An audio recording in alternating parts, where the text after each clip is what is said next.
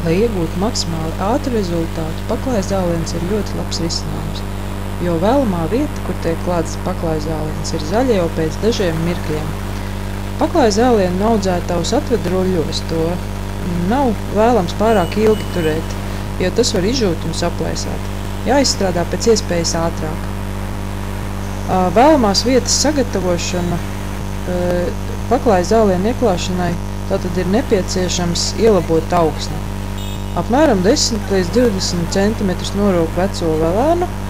Ja tādas nav, tad izrok grunti un sapilda ar melnzemi.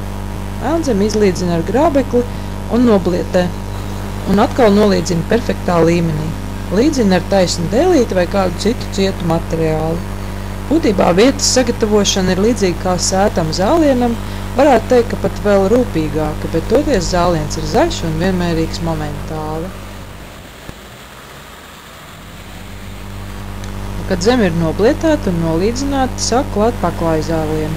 No vienas malas katru nākamo kārtu piesit klāt iepriekšējai, lai neveidojas spraugas, kā arī jāskatās, lai kādā vietā nav pacelts kāda zāliena mala.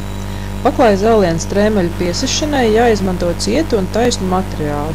Šajā gadījumā tiek izmantots koka dēlītes. Dēlīti pieliek vertikāli pie strēmeles, malas ar kāju piesiti. Jāskatās, lai visur paklājzāliens būtu cieši pie zemes. Kad zāliens strēmelis ir ieklāts, to pieblietē. Vajadzētu izvēlēties kādu cietu materiālu, piemēram, koka plāksnīti, uzliek uz ieklātā zālienu un ar kājām piemīdi. Ja mīdīsiet tikai ar kājām, tātad tur var gadīties, ka netiek pieblītēts kādā vietā. Kad paklājzāliens ir ieklāts, var noblietēt to arī ar rulli un viegli ar grābekli sakārtot, lai zāliens uzceļas. Paklājzālienu klāt ir iespējams visu sezonu.